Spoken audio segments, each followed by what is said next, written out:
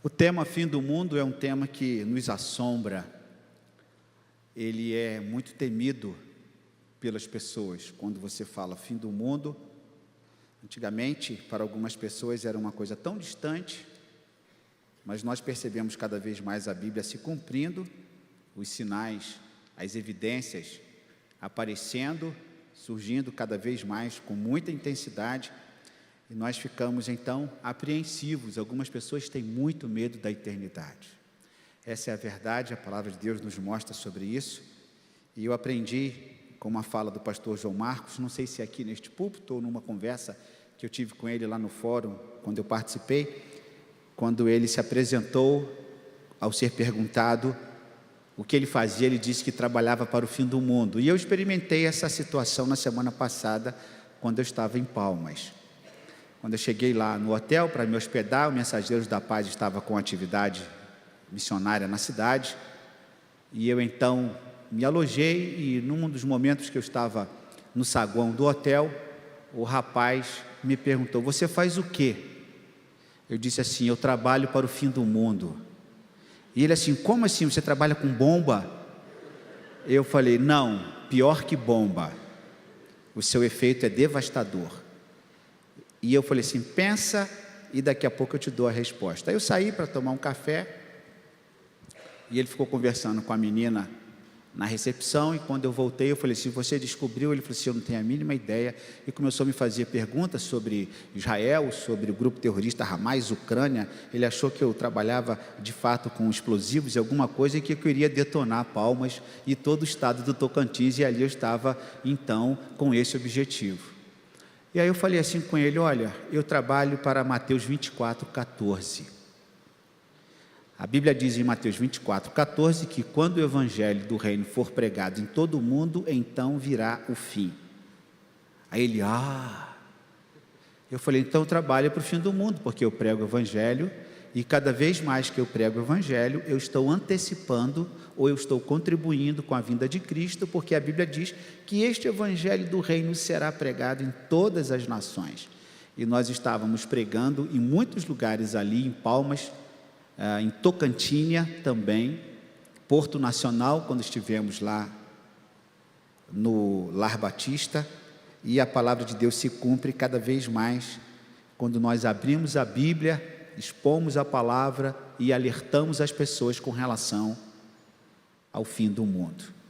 Eu não sei como você está, se você está preparado para isso, mas eu gostaria de refletir com você algumas questões sobre o Evangelho. Abra sua Bíblia, Romanos capítulo 10, os versos 16 e 18, que é uma pergunta que Paulo faz, e que Paulo reproduz a mesma pergunta que o profeta Isaías faz lá no capítulo de número 53, o verso 1, 700 anos de Cristo. A mesma pergunta que Paulo faz aqui, nesse texto de Romanos, no capítulo 10, os versos que nós iremos ler, os 16 a 18, é a pergunta, ou foi a pergunta que o profeta Isaías fez lá atrás, e eu queria fazer a você aqui nesta noite. Romanos capítulo 10, os versos 16 a 18. Mas nem todos obedeceram ao Evangelho, pois assim diz Isaías: Senhor, quem acreditou em nossa pregação? E assim, a fé vem pela pregação, e a pregação pela palavra de Cristo. Mas pergunto, porventura não ouviram? Sim, por certo. Por toda a terra se fez ouvir a sua voz, e as suas palavras até os confins do mundo. Como disse, essa interrogação de Paulo, esta indagação, essa questão que ele traz para os romanos, aqui nesse texto, é a mesma que Isaías fez lá atrás, 700 anos antes de Cristo, quando ele diz assim: quem creu em nossa pregação? Quem acreditou? E esta pergunta ela vem sendo feita durante toda a trajetória da pregação cristã. Ela vem sendo feita para as pessoas. Eu queria reproduzir esta pergunta, que foi a preocupação de Isaías, a preocupação de Paulo, e a nossa preocupação com relação à sua vida, você que nos ouve. Quem creu nesta pregação?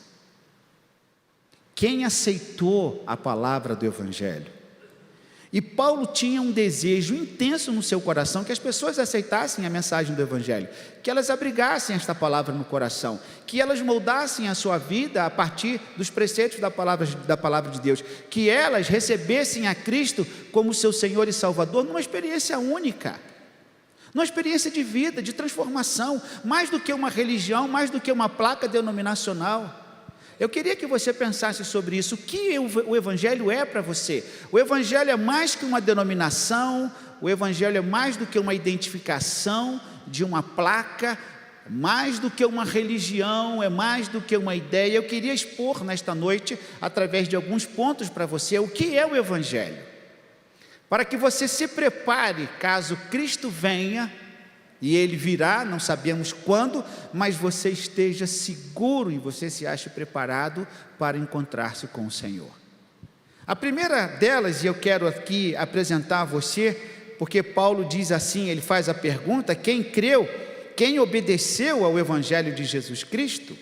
Ele deseja ardentemente, ele começa o capítulo a partir do verso de número 1, dizendo que ele deu testemunho, ele foi zeloso, ele queria muito que as pessoas aceitassem a sua palavra, a sua pregação. Para isto ele trabalhou, os profetas trabalharam, os discípulos trabalharam, Jesus trabalhou, muitos trabalharam, a igreja continua trabalhando para que o Evangelho seja espalhado, para que as pessoas sejam alcançadas pelo poder de Deus e alcancem assim Cristo Jesus através do perdão dos seus pecados e da fé e da crença em Cristo como o único Senhor verdadeiro.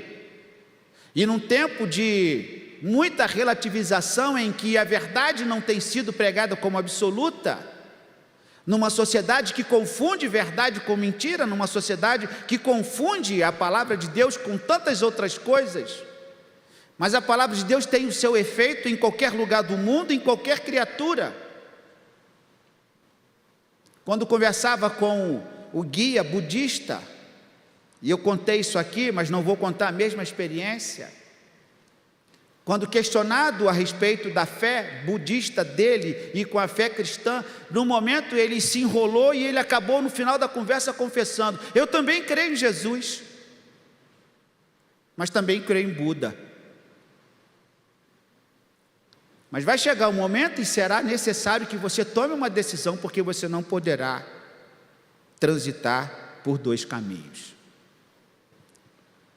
E a minha intenção nesta noite é que você compreenda o Evangelho para que você obedeça ao Evangelho de Jesus Cristo. Abra sua Bíblia em Atos, no capítulo 4, verso de número 12. Volte aqui no livro anterior, quando nas pregações, nos ensinos, nas viagens, a preocupação do apóstolo Paulo, a preocupação de Pedro, a preocupação dos apóstolos de apresentar o Cristo ressurreto, o Cristo que foi morto, que havia ressuscitado e que estava inclusive aparecendo aos apóstolos, aos discípulos e tantas pessoas, promovendo conversões como a do próprio apóstolo Paulo, que no caminho de Damasco tem um encontro com o Senhor. Ele tem uma experiência radical na sua vida, ele muda, ele é mudado, ele é transformado completamente.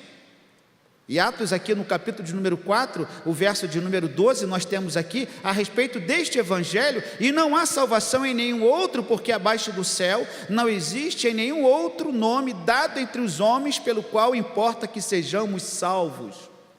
A referência aqui é a pessoa de Jesus Cristo. Não há salvação em nenhum outro. Como o único caminho, a verdade e a vida, os discípulos tiveram esta experiência. Pedro, João, quando eles estarão fazendo a defesa do Evangelho, depois deles terem percebido tantas coisas, eles chegam a esta conclusão, movidos pelo Espírito Santo, dizendo que não há salvação em nenhum outro. E esta tem sido a experiência de muitas pessoas que caminham e que transitam em muitas religiões e que professam diferentes doutrinas, e muitas chegam à conclusão que de fato estavam perdidas, perambulando, uma palavra até muito antiga que não se utiliza hoje tanto, assim não ouvimos tanto, perambulando, andando perdidos, talvez de igreja em igreja, de fé em fé, de doutrina em doutrina, procurando um caminho em que possam trilhar e descansar. Não há salvação em nenhum outro, diz aqui a palavra de Deus, abaixo do céu não existe nem outro nome dado entre os homens, entre nós, pelo qual importa que sejamos salvos. É o nome de Cristo e este nome é o que importa. O Evangelho é a apresentação do Messias, o Evangelho é a apresentação não apenas dos milagres, o Evangelho não é apenas a manifestação das curas, o Evangelho não é apenas o pão para quem tem fome, o Evangelho não é apenas um relacionamento, o Evangelho não é apenas você ter um amigo na igreja ou uma cantina para frequentar. Aliás, a cantina de hoje é de quem, pastor Nilo Vianda? É do Conselho Diaconal, não é isso? De hoje é de quem? Mas é do Conselho Diaconal, é a melhor cantina da Memorial, é a melhor cantina da Memorial. Que não seja esta a nossa motivação para vir à igreja, porque hoje é a cantina do milho, não é isso, meu irmão? E tantas outras coisas que nos motivam, são coisas boas, agradáveis. Frequentar um ambiente bom, um ambiente agradável, um estacionamento confortável, um ambiente agradável, se o ar-condicionado está bom ou não, se a temperatura, eu estou começando a sentir calor, acho que a adrenalina sobe e a gente começa a sentir calor com vontade de tirar o paletó, mas não farei isso. Mas é um ambiente bom, é um ambiente agradável, com gente bonita, com gente bela, com gente cheirosa, com gente que tem uma profissão, de pessoas que possuem um vocabulário bacana, um vocabulário refinado. A igreja é sim um ambiente agradável, um ambiente bom, um ambiente confiável, vamos dizer assim, até certo ponto, devemos ter cuidado.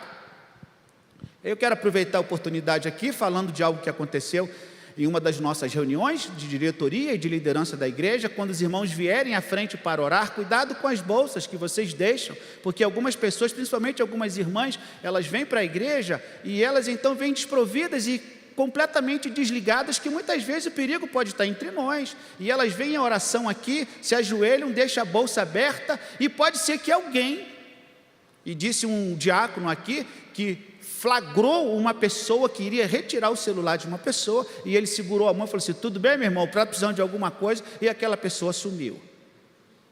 Porque o ambiente da igreja é um ambiente tão confiável, nós consideramos um ambiente assim tão agradável, tão bom, que nós não imaginamos que pode acontecer alguma coisa que foge à nossa segurança. Porque nós confiamos no ambiente, nós sabemos que o ambiente é agradável, o ambiente é bom. Vamos encontrar pessoas amigas, vamos encontrar pessoas inclusive confiáveis. Nós temos muitos motivos pelos quais nós devemos vir à igreja, um ministério infantil que nos atende, um berçário que nos acolhe, a nossa criança para estar ali no seu silêncio, nos permitindo participar de um culto, uma boa música, um bom coral. Mas existe algo que vai além disso, existe algo pelo qual a igreja foi chamada, e a igreja é apenas um instrumento, ela é apenas uma ferramenta de Deus para conduzir as pessoas a Cristo. E olhe e veja e perceba se você de fato está seguindo a Cristo ou se você está seguindo uma igreja.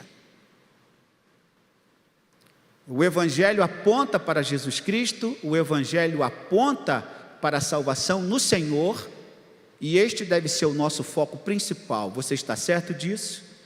O que te chama a atenção numa igreja?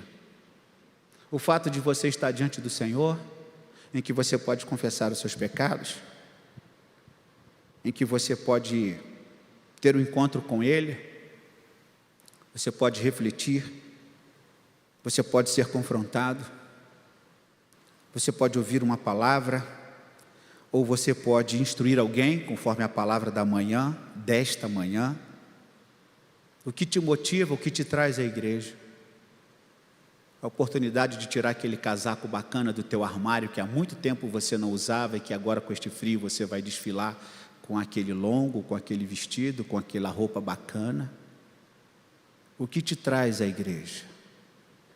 O que te move? Não há salvação em nenhum outro debaixo do céu, pelo qual importa que sejamos salvos. Mas há uma segunda coisa: por que nós devemos obedecer ao Evangelho? Porque é o poder de Deus para a salvação de todo aquele que crê. Volte para Romanos no capítulo 1.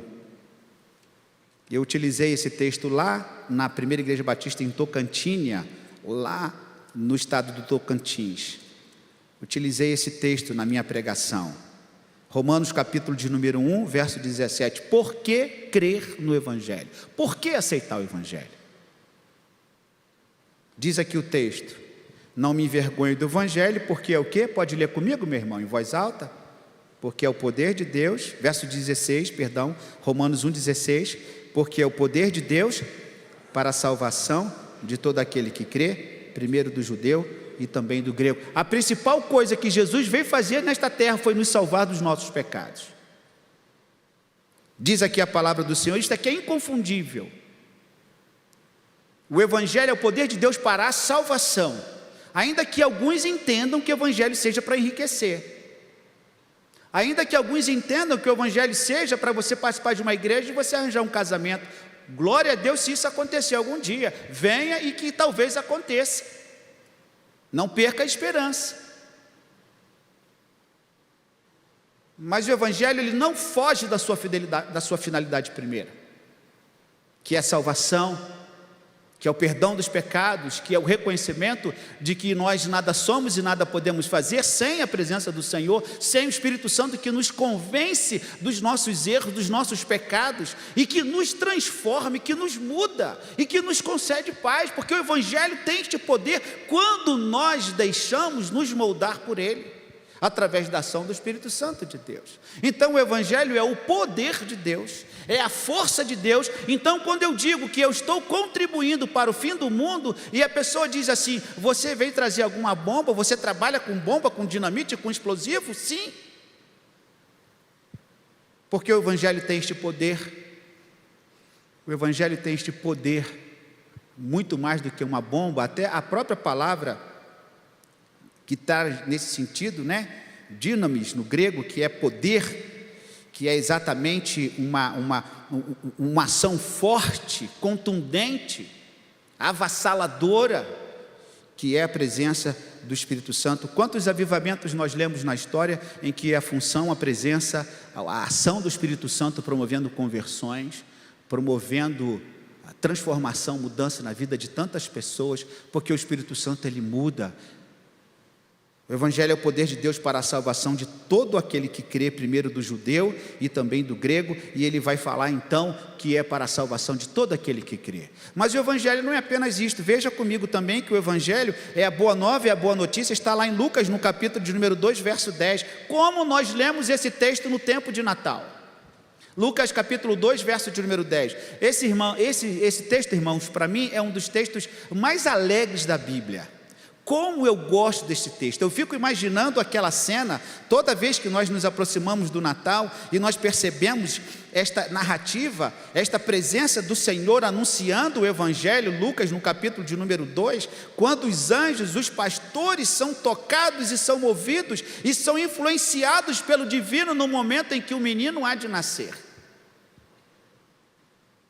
Capítulo 2 de Lucas, o verso 10. O anjo, porém, lhes disse: não temais, eis aqui vos trago boa nova de grande alegria, que será para todo o povo.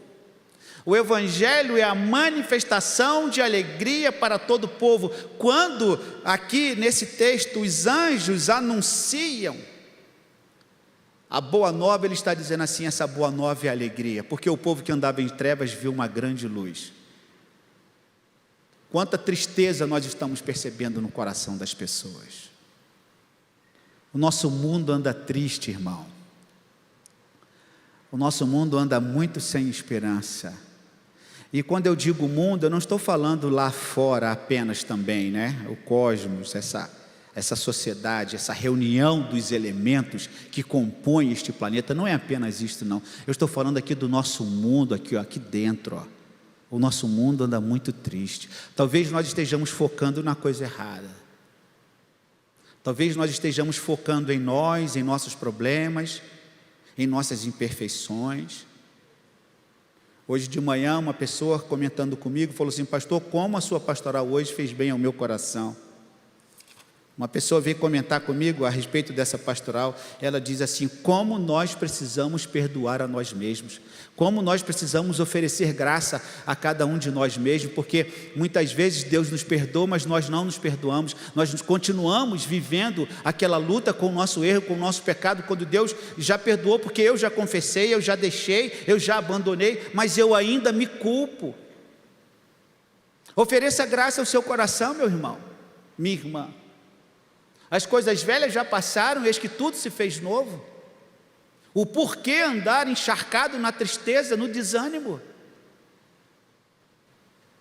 É um desafio para nós vivermos neste mundo, recebendo esta palavra que os anjos anunciam, palavra que é uma notícia que trará alegria para todos os homens. Mas como nós estamos perdendo a nossa capacidade de nos alegrar? Como nós vamos gradativamente, por aumentar a iniquidade, nós vamos perdendo a nossa capacidade de alegria, de festejar, de celebrar. Como nós vamos tomados de tristeza, de temor, de medo, de desamparo, de desesperança, e nós vamos então nos afastando daquilo que é bom para o nosso coração, que nos alimenta, que nos traz alegria, que nos traz sorriso. Qual foi a última vez que você permitiu um sorriso no teu rosto, meu irmão, minha irmã? Qual foi a última vez que você sorriu para uma criança, para um idoso, que você abraçou uma pessoa? Qual foi a última vez que você sentiu uma alegria que vem de dentro? Não é aquela alegria porque você comprou um bem, não é uma alegria porque você conseguiu resolver o problema da descarga sanitária lá na sua casa, que também traz muita alegria, né? Conseguiu colocar o parafuso no lugar que faltava. Oh, como isso alegra nosso coração. E outra coisa mais, você conseguiu pela primeira vez resolver lá um problema. Como essas coisas assim são importantes para nós. Mas quando foi a última vez que essa alegria vem de Deus, do seu coração, do coração de Deus para a sua vida, que te banha, que te faz descansar, que te faz se alegrar verdadeiramente? Eu estava aqui pensando, enquanto os irmãos estavam ministrando aqui, eu até quis anotar para fazer uma reflexão sobre isso. Eu fiquei pensando, o que Jesus estava passando quando os discípulos naquele barco, a tempestade, Jesus estava dormindo? Aquilo tem que nos ensinar alguma coisa. Por que Jesus dorme enquanto tem tempestade? Por que Jesus está quieto e tranquilo enquanto o mar está agitado? Isso tem que nos ensinar. Isso tem que nos mostrar alguma coisa. Jesus não estava dormindo à toa. Ele não estava ali abandonando os seus discípulos ou dizendo assim: ó, vocês vão se virar, agora é meu tempo de descanso, eu quero aqui ficar, não me perturbem. Não, não era isso. Os discípulos estão afoitos, aflitos, medrosos, o barco sendo agitado ali no mar da Galileia, e Jesus então está dormindo. Isto tem que nos ensinar alguma coisa, irmão. Ele descansa, ele conhece a natureza, ele conhece inclusive o seu poder, e então ele vai falar com os seus discípulos: por que vocês não acreditam? Homens de pouca fé. Qual foi a última vez que você se alegrou verdadeiramente com o Senhor? Qual foi a última vez que você teve esta plena consciência de que o Evangelho é boa nova de alegria? Evangelho para você é alegria, o Evangelho para você é cabresto, é prisão? Quantas pessoas aprisionadas? Quantas pessoas vivendo no seu gueto?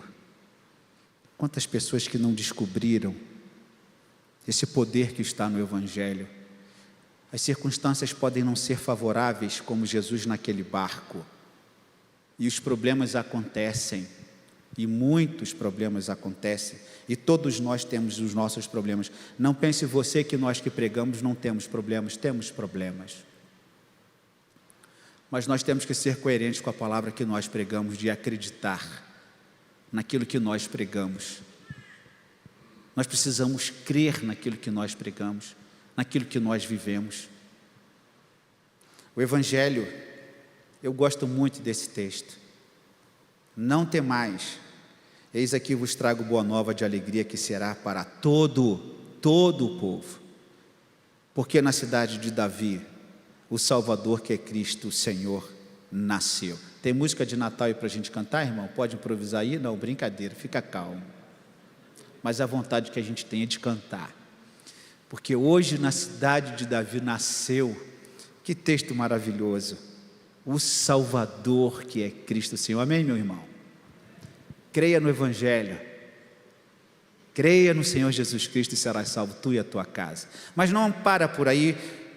Respondendo a esta pergunta, nem todos creram no Evangelho. O que é crer no Evangelho? O que é obedecer no Evangelho? Eu quero que você abra Apocalipse no capítulo 14. O Evangelho é a palavra eterna. Apocalipse capítulo 14, os versos 6 e 7. Vá para o último livro da Bíblia, o livro da revelação, o livro da esperança, o livro da vitória. O capítulo de número 14. Nós encontramos aqui os versos 6 e 7.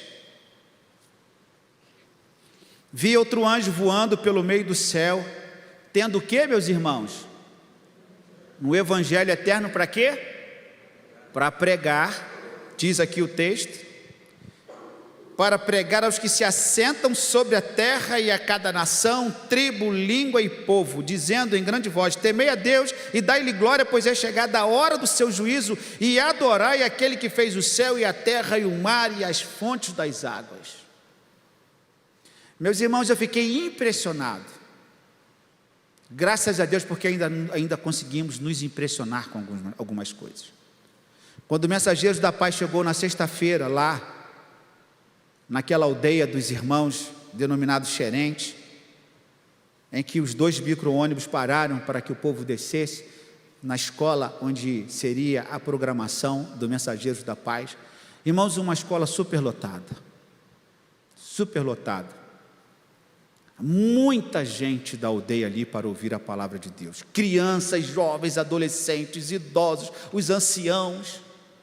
E eu com um desafio tremendo, como pregar o Evangelho para aquelas crianças, como pregar o Evangelho para aquelas pessoas, como falar do Evangelho para aqueles que ali estavam, e eles então ali, ávidos, desejosos, atentos, para a pregação do Evangelho. Eu fiquei impressionado com aquilo, e lendo esse texto aqui, eu pude entender então o que significa Evangelho eterno para pregar os que se assentam sobre a terra, cada nação, tribo e língua e povo. E é por isso que o guia lá naquele lugar onde eu estive, tão distante, pôde falar: eu também creio em Jesus. Porque não é só aqui no Brasil e na América do Sul, e não é só na América do Norte, não é só na Europa, mas em todo canto onde você vai, você encontra um crente. Você encontra alguém que crê no Senhor Jesus Cristo. Aqui está a palavra do Senhor.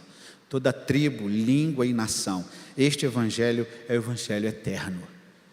Um Evangelho que não terá fim, porque Jesus é eterno. Mas eu quero seguir aqui e destacar o último, porque nós devemos obedecer o Evangelho, porque o Evangelho traz esperança. Colossenses 1, 23. Abra aí a sua Bíblia. Colossenses 1, 23. O Evangelho é o poder de Deus para a salvação, o Evangelho é a boa notícia, o Evangelho é a boa nova, o Evangelho é a palavra eterna, mas o Evangelho também traz esperança para nós. Colossenses 1, verso 23, assim diz a palavra do Senhor: se é que permaneceis na fé, alicerçados e firmes, não vos deixando de afastar da esperança do Evangelho que ouvistes, e que foi pregado a toda criatura debaixo do céu, e do qual eu, Paulo, me tornei ministro. Pregação do Evangelho, divulgação do Evangelho. Você quer sair daqui hoje contribuindo para o fim do mundo? Pregue o Evangelho. Você que aqui está, ainda não tomou uma decisão de entregar a sua vida a Cristo, reconhecendo como único Senhor e Salvador da sua vida, faça isso hoje. Você que nos acompanha pela internet, você que irá ouvir esta palavra é para você. O Espírito Santo fala ao seu coração. Cheguei aqui hoje na igreja pela manhã para ministrar a classe Vida Cristã, a primeira lição, e logo que eu cheguei na sala, na reunião, no ambiente da escola dominical, uma irmã me chamou e falou assim: pastor, vem cá, que eu quero apresentar um senhor com mais de 90 anos, e após 30 anos, ele agora decidiu se batizar. Eu logo pensei, é outro? Segundo, pastor Francisco. E eu perguntei, como é que se deu isso? Ela falou assim, esse senhor que aqui está, ele foi tocado, ele se inspirou com um testemunho do último batismo, quando o irmão Cid, com quantos anos, pastor Francisco? 94 anos. Ele assistiu aquele batismo e ele tomou uma decisão de ser batizado. E eu fiquei encantado naquele momento aqui pela manhã. Eu falei, glória a Deus por isso. Esse é o Evangelho de Jesus Cristo. Um senhorzinho com mais de 90 anos, com toda a dificuldade, com a sua filha, depois de 30 anos, ele tomou uma decisão de ser batizado. Está participando da classe do crescimento cristão, está sendo instruído, ensinado para ser batizado. Os irmãos irão conhecê-lo no dia do batismo. Nós vamos estar aqui e eu já peço ajuda aos universitários para que me ajudem a descer aquele senhor, imergindo-o para a honra e glória do nome do Senhor. Isto é o Evangelho do Senhor Jesus. 90 e tantos anos. Que exemplo para nós. Porque o Evangelho é o poder de Deus para a salvação de todo aquele que crê. O Evangelho nos traz esperança, ele renova a nossa força, ele renova a nossa esperança com relação ao presente, com relação ao futuro. O Evangelho nos impulsiona a andar, a prosseguir. O Evangelho nos faz crer nessa volta, nesse retorno de Jesus, em que ele tem o seu povo preparado, em que ele tem o seu povo que está sendo reservado para este momento do seu retorno. O Evangelho traz a esperança para nós de que nem tudo está perdido. Mas qual é a resposta que você tem a dar a este Evangelho? Eu quero concluir e peço que você volte para Romanos no capítulo 10. Romanos no capítulo de número 10. Voltando aqui para trazer esta reflexão ao seu coração. Capítulo 10 de Romanos. Verso de número 16, mas nem todos obedeceram ao Evangelho. Quem acreditou em nossa pregação? Esse senhor que hoje de manhã ouviu o testemunho que a nossa irmã Ana Paula, da classe de adolescentes, me apresentou, ele creu no Evangelho. E tantos outros que creram e que serão batizados. Mas nem todos acreditaram. E lá atrás, Isaías, 700 anos antes de Cristo, já perguntava, quem creu em nossa pregação? E Paulo então continua perguntando, quem creu em nossa pregação? E hoje nós continuamos a perguntar, quem creu nesta pregação? Nem todos irão crer. Muitas pessoas irão rejeitar este Evangelho que é a esperança, este Evangelho que é a boa nova, este Evangelho que é o poder de Deus. Muitas pessoas irão rejeitar. Mas que você não esteja entre essas pessoas, que você tome uma decisão nesta noite, onde quer que você se encontre, se você aqui está, ainda não fez esta decisão, que você não entre nesta estatística daqueles que não deram ouvidos à voz do Senhor. Irmãos, quando eu li esse texto aqui, e quando eu li a pergunta, um texto que a gente conhece, quem creu em nossa pregação, eu logo respondi assim, de uma maneira bem humana, bem prática, bem racional. Eu respondi assim, é óbvio que nem todos irão crer. É óbvio. Deus não tem essa ilusão que todos vão aceitar. E Deus sabe que nem todos irão aceitar. E nós sabemos que nem todos irão aceitar. Mas nós não temos o poder de adivinhar quem vai ser. Nós temos o poder que o Senhor nos dá, que é o poder de falar, que é a faculdade de falar, a pregação do Evangelho, como ele diz aqui, a palavra do Senhor, poder de Deus que transforma, o poder de Deus que muda. Nós temos a nossa missão de pregar e de fazer esta pergunta a você. Você crê? Você aceita aquilo que está sendo dito pelo apóstolo Paulo? E aí, para concluir, veja o que ele diz aqui, volte um pouquinho, como fazer, o que eu preciso fazer, o que você precisa fazer. Eu já fiz a minha decisão, quando eu entreguei a minha vida a Cristo, Mas talvez você não tenha feito isto ainda, e aqui temos o recado da palavra de Deus para o seu coração, no capítulo 10 de Romanos. Veja aqui o verso de número 8. Romanos 10, 8. Porém, que se diz, a palavra está perto de ti, na tua boca e no teu coração. Ninguém é ingênuo. Ninguém será desculpado pelo fato de não ter ouvido falar. Pelo menos em nossa sociedade, em que você tem uma igreja em cada esquina, em que você tem programa de televisão, noite e dia, 24 horas, em todo o tempo, e que virou uma febre na rede social, inclusive até banalizado, e feito chacota, como alguns se utilizam da palavra para entretenimento, para piadas e tudo mais. Mas a Bíblia diz assim: o Evangelho vai ser pregado a todos os povos, a todas as nações. A palavra está perto de ti, na tua boca e no teu coração, isto é, a palavra que pregamos. E aí o verso de número 9. Podemos ler todos juntos? Se com a tua boca confessares Jesus como Senhor, e em teu coração creres que Deus o ressuscitou dentre os mortos, serás salvo. Aqui está o resumo do Evangelho. O resumo do Evangelho não é você dar dinheiro para a igreja, não é você frequentar uma igreja, se assentar num banco de igreja.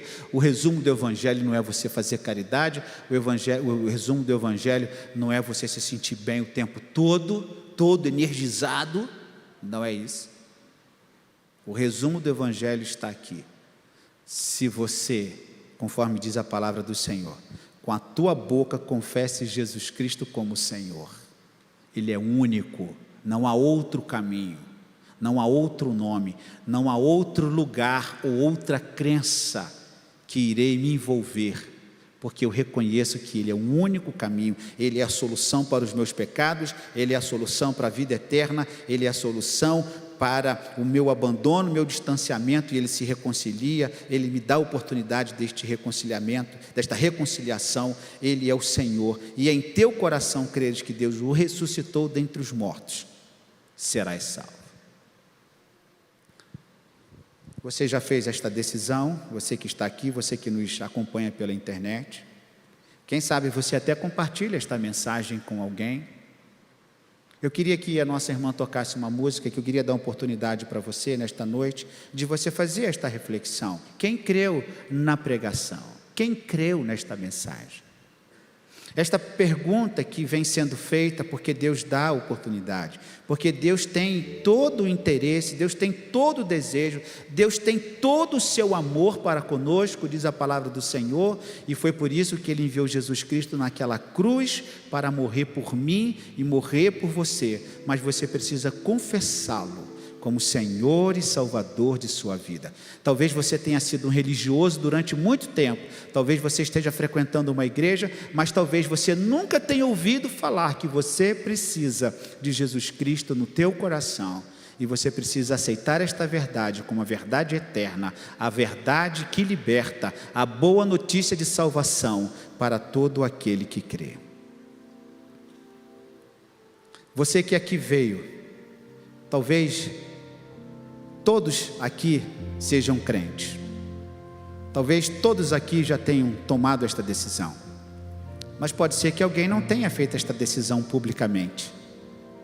Talvez alguém que aqui esteja, quem sabe, talvez até esteja esperando uma oportunidade para se entregar ao Senhor. Você que está na internet conosco, você que ouvirá este sermão, você que compartilhará este link com alguém, esta mensagem é para você. Você não quer nesta noite confessar a Jesus Cristo como seu único Senhor e Salvador? Quem acreditou em nossa pregação? Ó Deus, transforme os corações petrificados, gelados, indiferentes à Tua voz. Transforme o coração daqueles que precisam ser tocados pelo Teu Espírito Santo. Fala aos corações, ó Deus, salva nesta noite. Leve, Senhor, esta palavra aos corações através do Teu Espírito Santo, aqueles que necessitam ouvir a Tua voz e como resposta entregarem a sua vida ao Senhor. Você que aqui nesta noite está, você não gostaria de entregar a sua vida ao Senhor? Se porventura você ainda não fez, se você já aceitou Jesus, Deus te abençoe. Mas se você aqui está, ainda não fez esta decisão, eu queria que você entregasse a sua vida ao Senhor Jesus nesta noite, que você confessasse a Jesus Cristo como seu único Senhor e Salvador. Esta é uma decisão difícil, e esta é uma decisão tão forte, que muitas pessoas sequer conseguem pronunciar, porque é só através do Espírito Santo que nós podemos confessar a Jesus Cristo. Alguém aqui nesta noite gostaria de entregar a sua vida a Jesus? Levante a sua mão. Eu gostaria que nós pudéssemos ajudá-lo neste sentido, que nós pudéssemos encaminhá-lo para o crescimento cristão, para ajudá-lo, para que você continue na sua trajetória final, na sua trajetória de vida. Nós temos alguém aqui, temos uma criança lá atrás que está entregando a sua vida a Jesus, temos alguém na galeria, tem alguém aqui no coro jovem que tem, Deus abençoe. Você pode vir aqui, vem cá, eu quero fazer uma oração por você. Tem mais alguém que gostaria de entregar a sua vida a Jesus? Alguém mais gostaria de entregar a sua vida a Cristo? Você que nos acompanha pela internet, faça a sua decisão. Tantas pessoas que nos acompanham, talvez na sala de alguém tem alguém não crente, talvez alguém que esteja lá com você ouvindo não tenha feito esta decisão. Pastor Leandro, dá um abraço nessa nossa jovem que está entregando a sua vida a Jesus Cristo. Deus te abençoe, minha irmã. Deus te abençoe estar aqui com seus familiares. Vamos orar, irmãos, vamos ficar de pé e vamos orar a Deus por esta vida tão preciosa. Ó Deus, nós te louvamos pelo teu evangelho da graça, pelo teu evangelho da libertação, pelo teu evangelho que é a boa nova de salvação, pelo teu evangelho que é alegria, pelo teu evangelho que nos enche de esperança, que nos faz prosseguir, caminhar em nossa trajetória, ainda que o nosso barco esteja sacolejando, ainda que a nossa aeronave esteja em turbulência, mas nós cremos no Senhor, e o Senhor tem tanto poder, que enquanto estamos aflitos, o Senhor dorme e descansa.